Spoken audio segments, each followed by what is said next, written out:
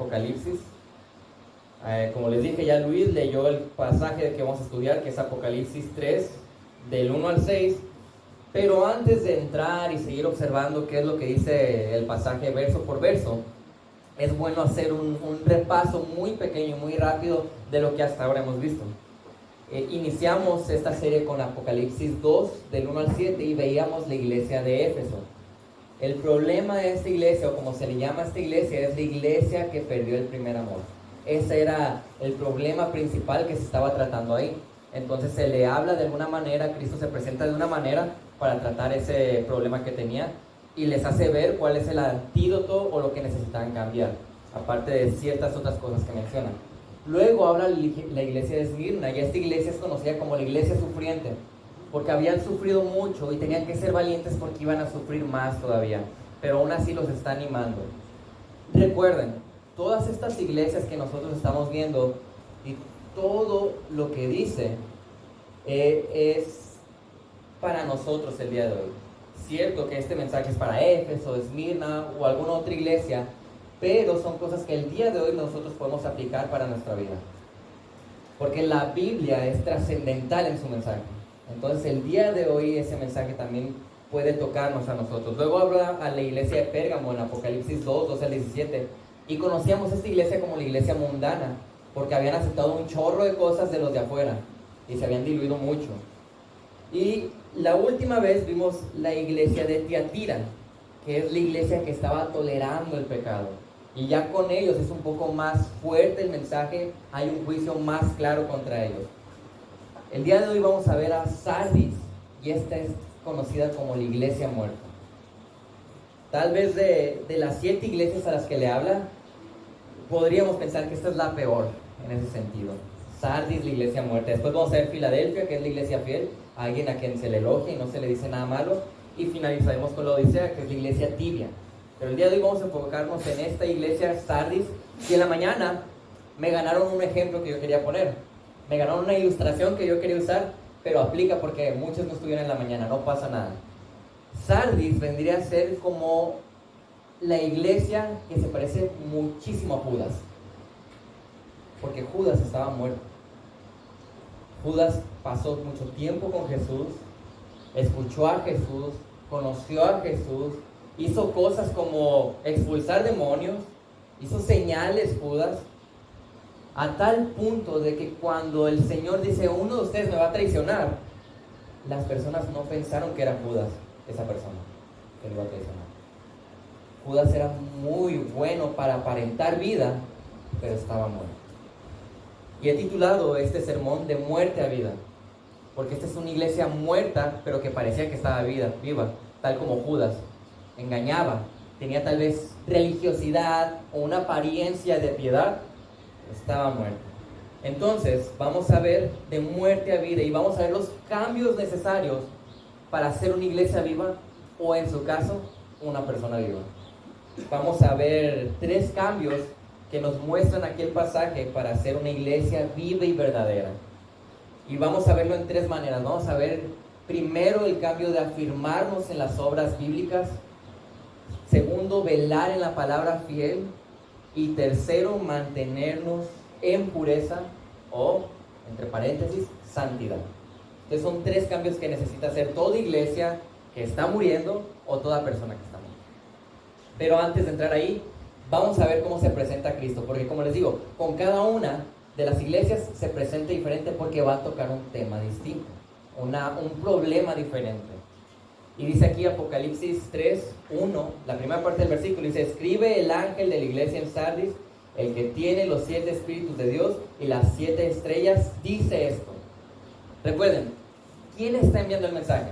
Perdón, se me acostumbra lo de la escuela dominical y ya quiero preguntar. ¿Quién está escribiendo? Es Cristo. Cristo está enviando este mensaje. Obviamente, Juan lo escribió cuando escribe Apocalipsis, inspirado por el Espíritu Santo, exhalado por el Espíritu Santo, pero es el mensaje de Cristo a esa iglesia. Y dice que Cristo aquí se presenta como el que tiene los 7 espíritus de Dios y las 7 estrellas. ¿Qué significará esto? ¿Y por qué le está diciendo esto a esta iglesia que la conocemos como la iglesia muerta? Bueno, así de manera sencilla, los 7 espíritus es una descripción ya sea de Isaías o Zacarías, porque son los dos lugares del Antiguo Testamento donde lo utilizan. Y prácticamente, para no hacernos bolas, lo que está haciendo aquí es hablar del Espíritu Santo y su plenitud. Recuerden, el Espíritu Santo es Dios. Está hablando de un aspecto de Dios, en este caso el Espíritu Santo, y la plenitud que éste tiene. De tal manera que vamos a entender que Jesucristo es representado en la iglesia por medio del Espíritu Santo. Por lo tanto, ¿una iglesia muerta contará con el Espíritu Santo? ¿Qué es lo que hace que una persona sea viva espiritualmente? El Espíritu Santo orando en ella. Entonces, por eso se está presentando de esta manera. Está hablando de que yo, Cristo, con mi representante en esta iglesia, el Espíritu Santo en su plenitud, te hablo a ti por estas situaciones que tienen que ver con que tú no tienes el Espíritu. Eso es lo que les voy a decir a continuación. Y cuando menciona ahí las 7 estrellas, son mencionados como los mensajeros que llevaban ese mensaje, o los ancianos que entregaban ese mensaje. Solamente para hablar de el poder que tiene Cristo sobre todas las cosas. Entonces esta es una metáfora, hablar de esta manera, y lo que está mostrando es a Jesús como soberano, como el que tiene el poder, el que tiene el control. Él es el Señor de la iglesia, Cristo, es la cabeza, el esposo de la iglesia.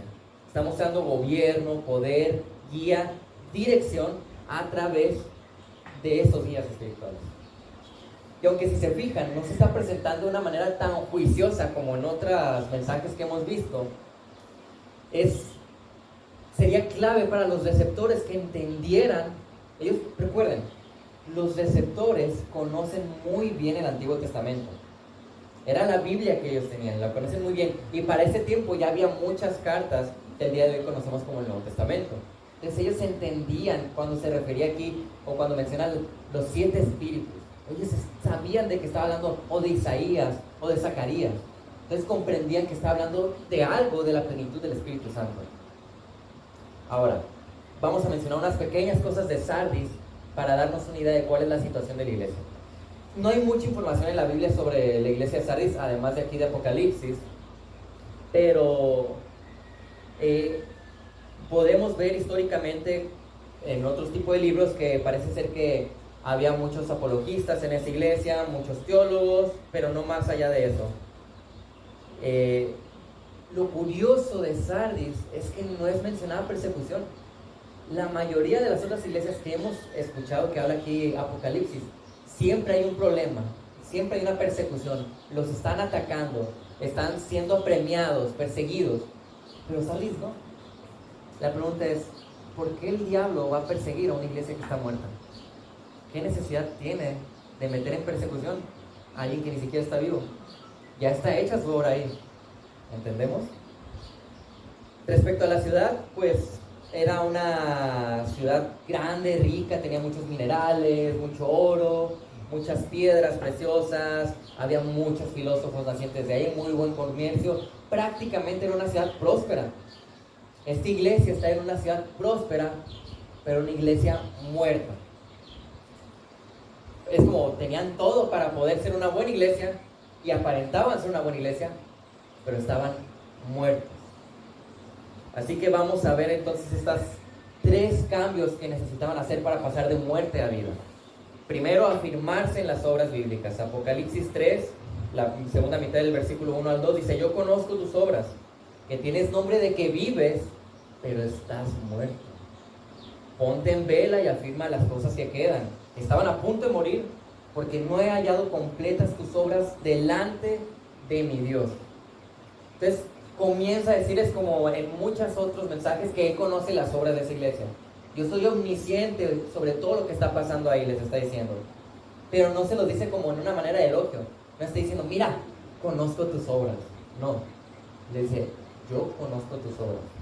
Yo sé que esas obras que tú tienes, le dice a Sardis, son falsas. Que aparentas que estás vivo, pero estás muerto. Eso le está diciendo Cristo. Dice, tienes nombre que vives, pero estás muerto. Por lo tanto, lo que podemos intuir es que esta iglesia tal vez era muy tradicional, tal vez era muy religiosa, tenían muchas costumbres, aparentaban ser una iglesia. Es lo que les dice Cristo. Pero él sabía que estaban muertos. Y les da los primeros mandatos notados en el pasaje. Dice, ponte en vela y afirma las cosas que quedan. O sea, como tú, yo sé que estás muerto y nada más es pura apariencia. Lo que tienes que hacer para cambiar esa apariencia y que sea verdadero es afirmarse, ponerse en vela y afirmarse las cosas que quedan. Ahora, ponte en vela. ¿Qué es ponerse en vela? Prácticamente es como estar alerta, estar vigilando, estar atento. O sea, es como pensar, no hay tiempo para la indiferencia, no hay tiempo para, bueno, al ratito, después, no pasa nada. No, es ponte alerta y atento a lo que está pasando con tu vida. Está hablando a la iglesia de Sardis, pero el día de hoy este mensaje nos habla a cada uno de nosotros. Y nosotros podemos ser personas que aparentamos estar vivos, pero realmente estamos muertos. Y si somos ese tipo de personas, nos está diciendo, ponte en vela, alerta, atento a lo que te estoy diciendo. Afirma esas cosas, esas pequeñas cosas que quedan, casi les dicen. Es un llamado a que se evalúen, que evalúen sus vidas, que analicen qué es lo que están practicando, que examinen cuál es su manera de pensar y cuál es su manera de vivir. Porque son todas estas cosas las que van a evidenciar que alguien es verdaderamente vivo o que solamente esa apariencia ya está muerta. Por eso menciona después, afirma las cosas que quedan, que estaban a punto de morir. Está hablando de las cosas espirituales. Dentro de la iglesia puede existir mucha religiosidad, tradición, costumbre, moralidad, pero nada de eso, nada de esas cosas que les menciono es señal de ser una iglesia viva. Y lo mismo en nuestras vidas. Yo puedo ser sumamente moral, religioso, bien cercano a la tradición, pero eso no es una señal de que yo estoy vivo. Son cosas externas. Ellos necesitaban observar cómo se estaba presentando el Espíritu Santo. Para estar vivos necesitamos el Espíritu Santo. La espiritualidad bíblica estaba a punto de morir ahí y Cristo está mostrando la urgencia de hacer cambios antes de que terminen por desaparecer por completo como iglesia. Dice, no he hallado completas tus obras delante de mí. Lo que estaban haciendo, ese falso servicio, esas falsas obras de justicia, dice, no las he hallado completas delante de mi Dios. Son infructuosas, inútiles, les está diciendo, increíble. Y esto no es nada más para notar lo que está pasando en esa iglesia, es para ponerte a pensar, si yo solamente estoy aparentando ser un creyente, todas las cosas que yo hago son inútiles. Es gravísimo, porque están hablando de alguien que está muerto y a lo mejor está engañado. Y lo peor de estas personas que están engañadas muchas veces es que creen que van con el Señor, pero no, es todo lo contrario. Por eso es la urgencia de mencionarlo de esta manera. Ponte en vela, alerta, cambia esas cosas, afirma las obras de justicia verdaderas que un creyente tiene. Tal vez fueron obras suficientemente tradicionales, religiosas o morales como para aparentar estar vivas, pero no eran obras espirituales. Es muy diferente la moralidad, religiosidad, costumbre, todo esto, a la espiritualidad. Una es externa, la otra es interna. Una es falsa y la otra es verdadera. Entonces ellos tienen que afirmarse en las obras bíblicas, pasar de muerte a vida y no aparentar nada más una cara bonita, no aparentar nada más el pensar que todo está bien. No, tenían que hacer un cambio. Santiago 1, 22 al 25 dice, sean hacedores de la palabra y no solamente oidores que se engañan a sí mismos. Aplica lo que la palabra dice, no te engañes, tú ya sabes, es lo que está diciendo.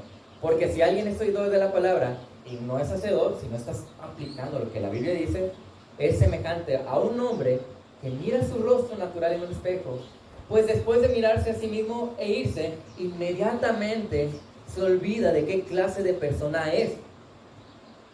No está atento, no está observando cómo es realmente su condición. Tanto así que en cuanto la Biblia le dice, mira, tú tienes pecado, no siente nada y no hace nada para cambiarlo. Dice el 25, pero el que mira atentamente a la ley perfecta, el que mira atentamente la palabra del Señor, lo que el Señor está hablando en nuestras vidas, la ley de la libertad, y no solamente mira atentamente, sino que dice, y permanece en ella. Está prestando atención para aplicarla. Dice, no habiéndose vuelto un oidor como el otro olvidadizo, sino un hacedor eficaz, este será bienaventurado, bien gozoso, bien bendecido en lo que hace. Es lo que está diciendo. Esto tenía que hacer alguien, y esto tenemos que hacer nosotros si estamos solamente aparentando estar vivos, religiosidad, tradición. Esto va para todos nosotros. Tal como sucedía en la iglesia de Sardis, muchos de nosotros podemos aparentar vida, podemos ser muy tradicionales, podemos aparentar mucha religiosidad. Mira, yo vengo todos los domingos, vengo los miércoles a la oración, no falto a varones, siempre que se necesita ayuda, ahí estoy yo. Pero si no hay espiritualidad, por más cosas que hagamos, si no estamos en pos de la santidad, todo eso es nada. Es nada. No queremos que nuestras obras sean inútiles. El creyente verdadero está buscando que sus obras den la gloria a Dios. Ese es nuestro propósito. El propósito o el fin principal del hombre, dice la confesión de fe, es glorificar a Dios y disfrutar de Él para siempre. Como les digo, puedo ser una persona que viene cada domingo, no falto, me gusta ayudar a los demás, conozco mucho de teología bíblica, pero eso no refleja espiritualidad.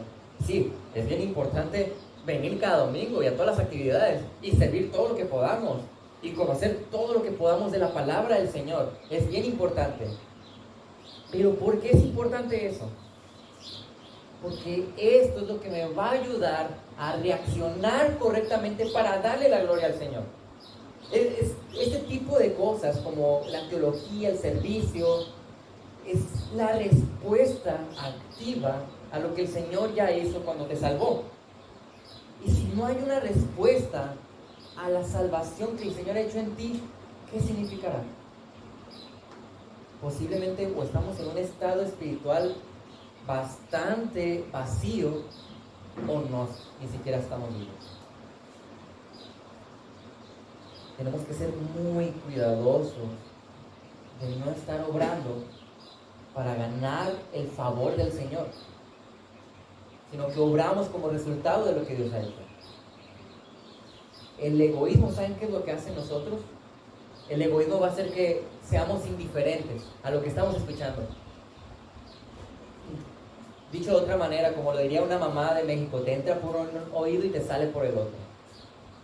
No te importa.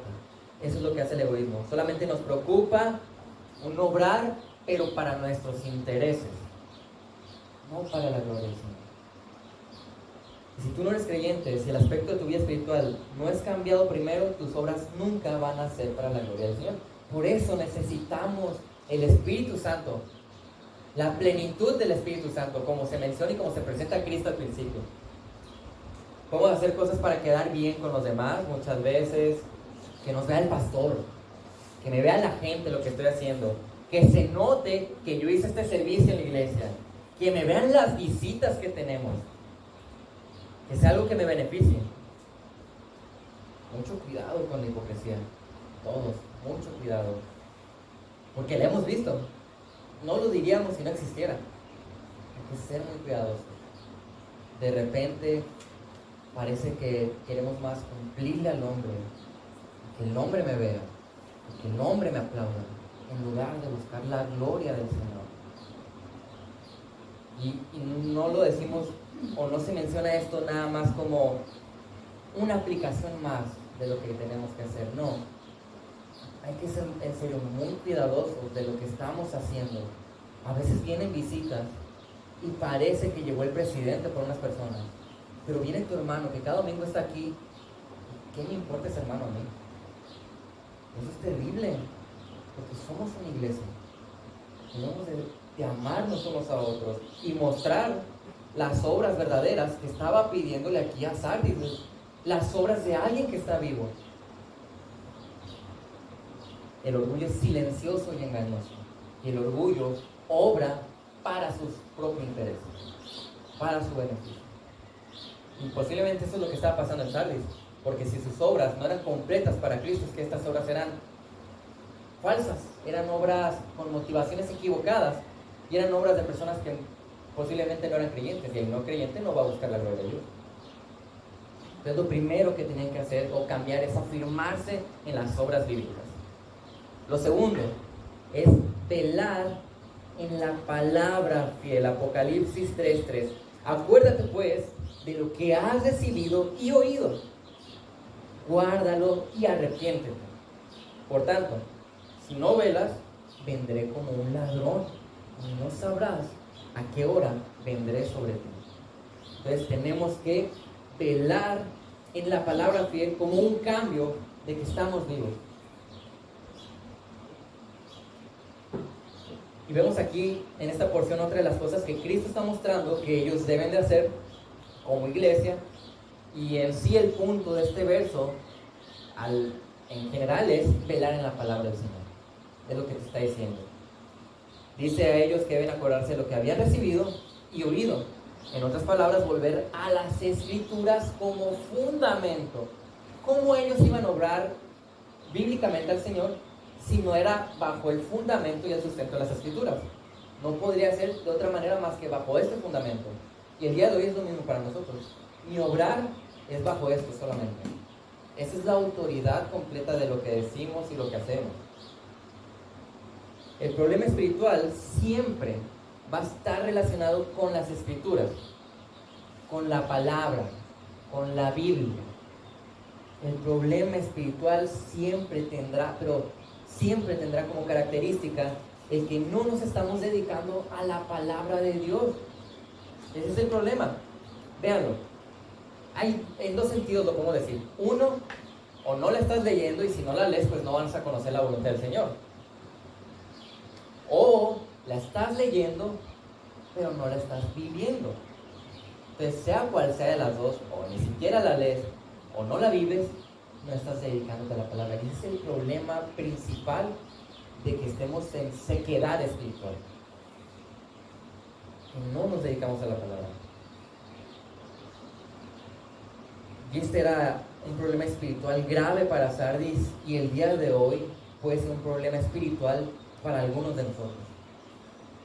Ellos tenían que guardar, dice guardarlo, hablando de la palabra, hablando de la sana doctrina. Pero observen, la sana doctrina sin una vida que lo refleje es sumamente inútil. No sirve de nada que yo esté en una iglesia que maneja la bandera de la sana doctrina, es decir, que yo tengo sana doctrina, si en mi diario vivir no es reflejada la sana doctrina. Es incoherente. Es como decir, yo tengo la teología más bíblica, pero ni siquiera vivo esa teología bíblica. La teología bíblica viene a ser información en tu cabeza. Eso no es señal de avivamiento. El conocimiento bíblico es excelente para la vida y la piedad cuando lo aplicas, pero si no, es eso. En cambio, lo que menciona después, eso sí es una evidencia de avivamiento. El arrepentimiento. Dice, arrepiéntete. Ese es avivamiento. Hace poco hubo un show, la verdad, en redes sociales, por un lugar donde empezaron a decir que había mucho avivamiento y que todos los días en la capilla había muchas cosas y que estaban recibiendo toda la gente. No sé, decían muchas cosas. Y nosotros no vamos a juzgar si había avivamiento o no hay. Porque ¿cuál es el reflejo del avivamiento? El arrepentimiento mostrado en una vida santa. Ahí podemos ver el avivamiento donde están convirtiéndose al Señor. No donde hay mucha faramaya y emoción, no. Donde hay arrepentimiento, porque el avivamiento es estar vivo. El Señor da vida por medio del arrepentimiento en nosotros.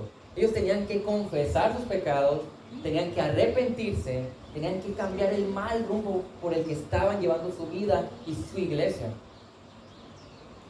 Y luego menciona a Cristo una consecuencia bien grave si ellos no hacían eso que les decían, si no estaban guardando la palabra y arrepintiéndose. ¿Qué dice ahí el versículo 3? Si no velas, vendré como ladrón y no sabrás a qué hora vendré sobre ti. Este es un juicio de destrucción para la iglesia. Le está diciendo, no cambian, la iglesia desaparece. Y va a sonar muy duro, pero es lo mismo para las personas el día de hoy. No cambias tu vida, hay un juicio después de la muerte. Por eso estamos alerta. Por eso hablamos de la palabra del Señor como heraldos, con una urgencia, porque hay una necesidad espiritual para todos nosotros. Según de Timoteo 3, 16 al 17, muchos de ustedes lo conocen, toda plenitud completa, toda la escritura es inspirada por Dios, exhalada por Dios. Es lo que el Señor nos está diciendo, ¿ok? Y es útil para enseñar, para reprender, para corregir, para instruir en justicia.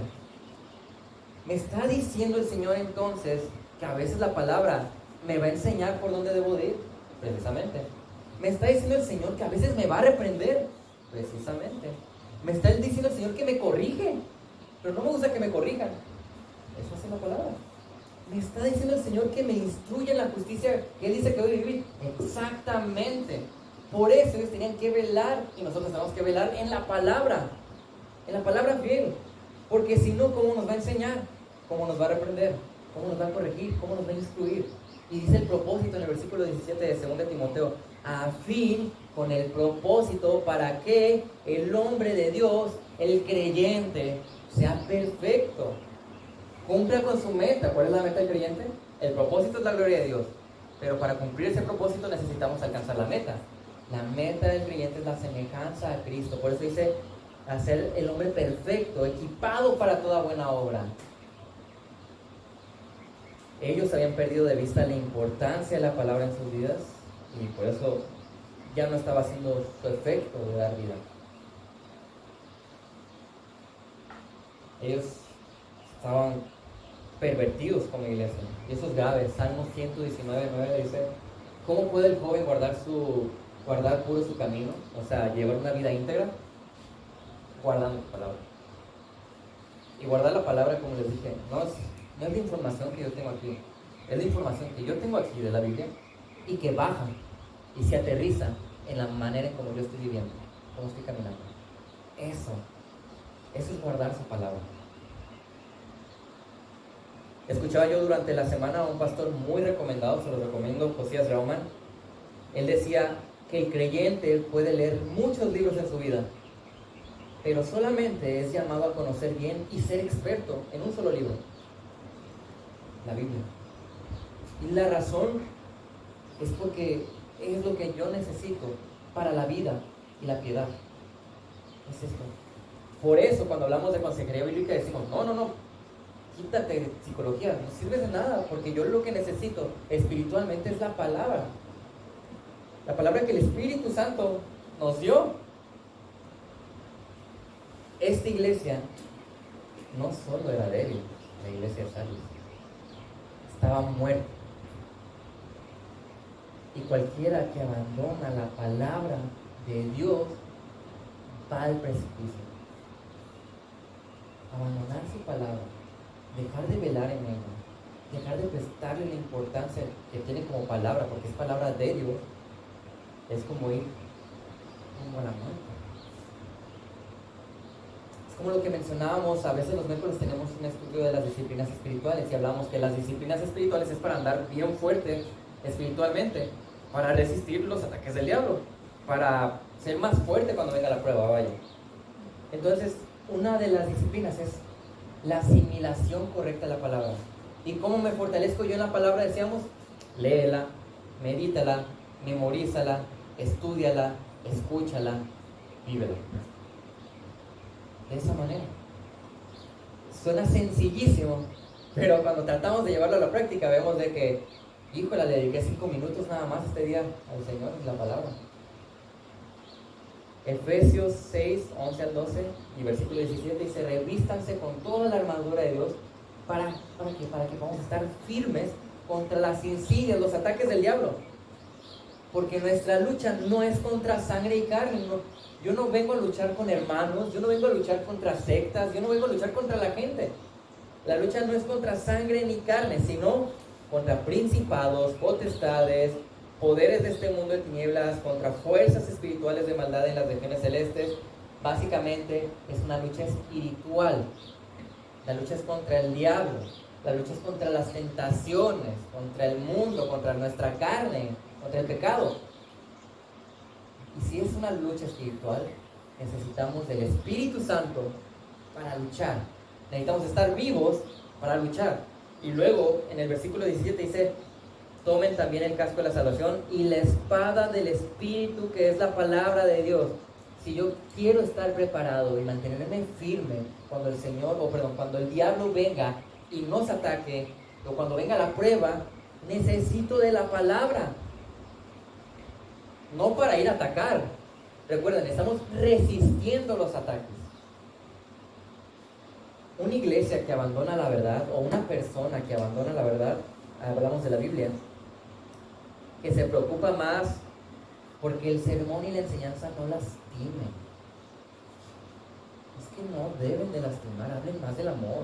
Platicar con un hermano y que hay personas que dicen: no, es que mencionen más el amor. Claro, mencionamos el amor.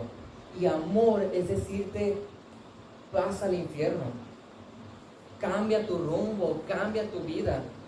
Hermano, no peques de esa manera, eso no es lo correcto. Tienes que enfocarte en glorificar a Dios, eso es amor.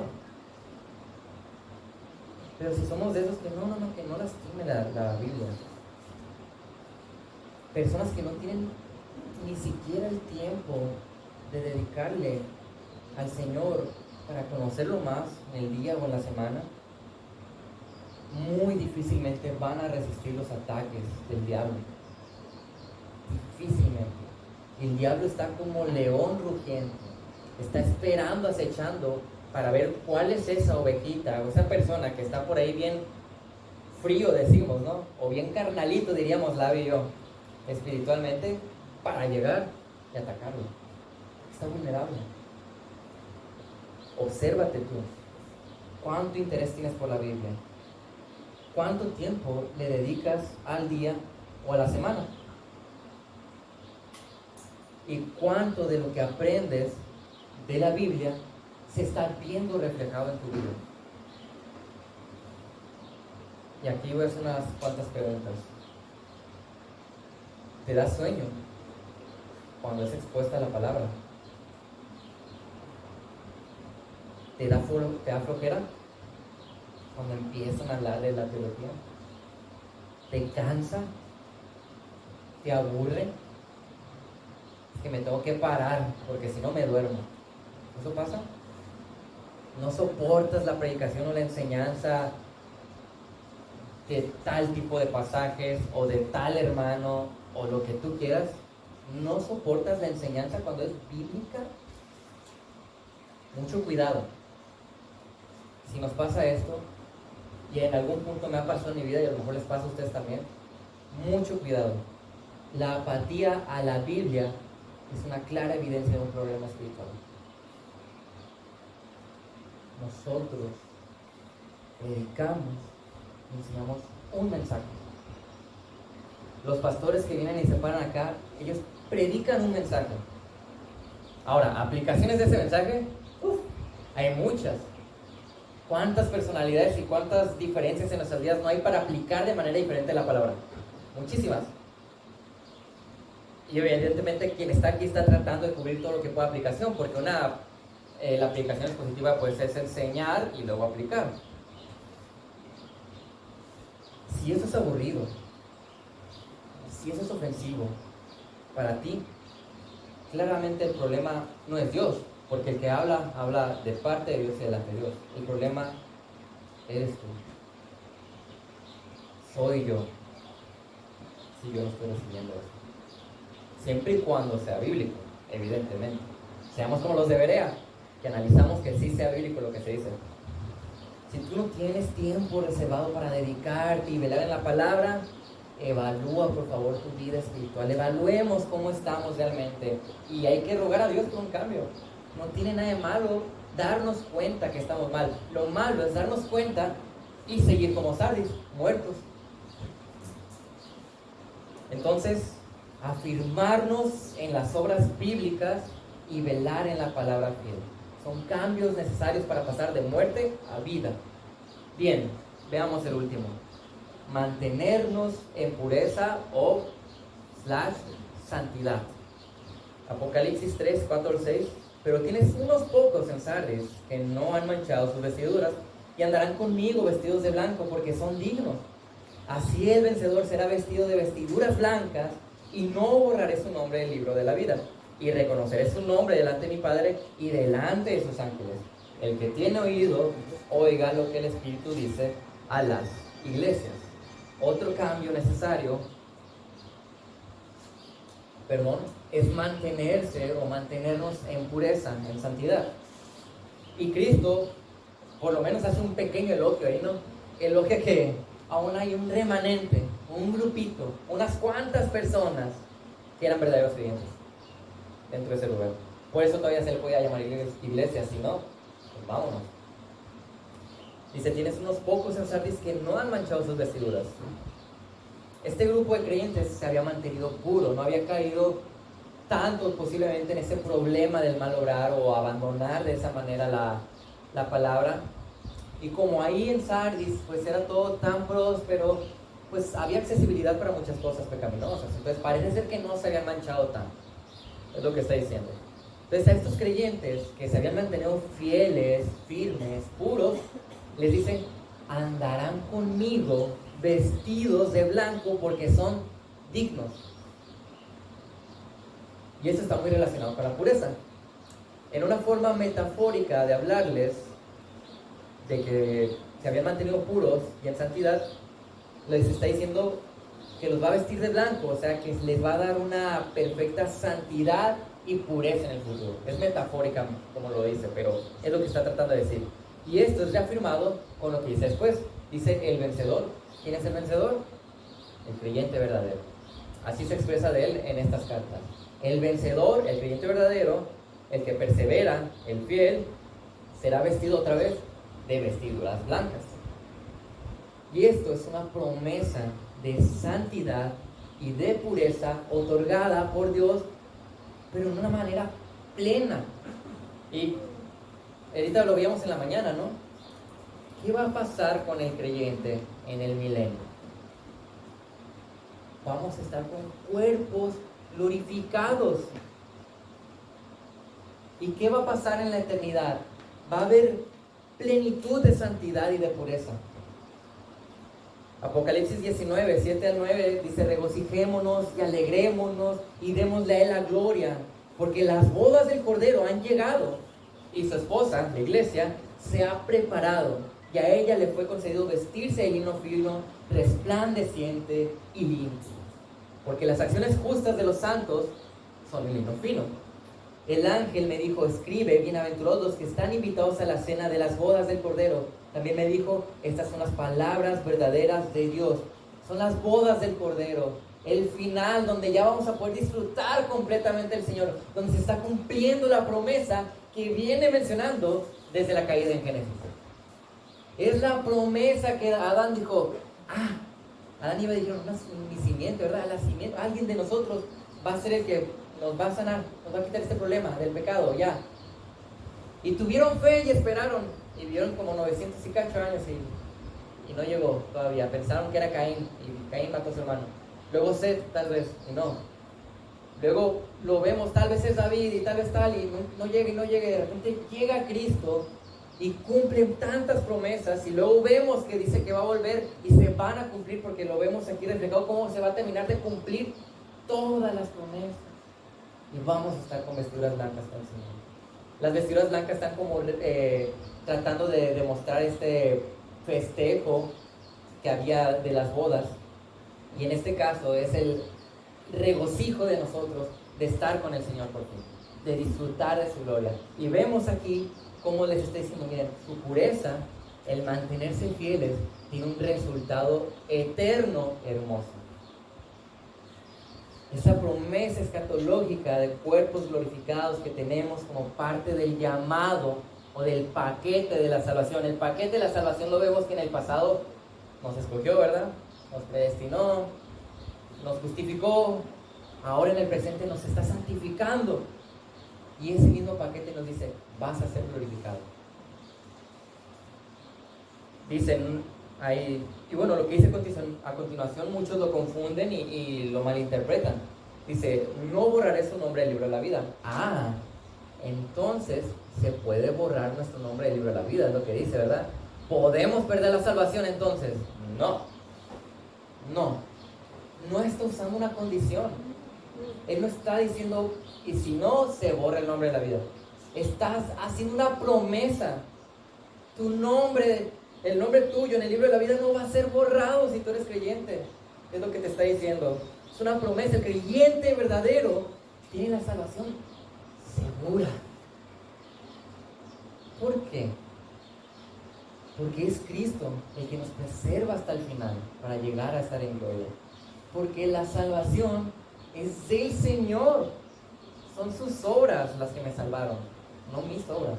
Como les dije, nuestras obras son un resultado de esa salvación, pero no las que me ayudan a mantenerlo o ganarlo. Por eso dice, reconoceré su nombre delante de mi Padre y delante de sus ángeles. Eso es la confirmación de que pertenecemos a Cristo y que nada nos puede separar de Él. Antes de continuar observando el versículo, es bien importante. Estamos hablando de promesas hermosas y gloriosas para el creyente, pero a la iglesia los domingos muchas veces asisten personas que no son creyentes. Y hay quienes dicen, yo no soy creyente. Hay quienes dicen, yo soy creyente, pero realmente no lo soy. Y hay creyentes verdaderos.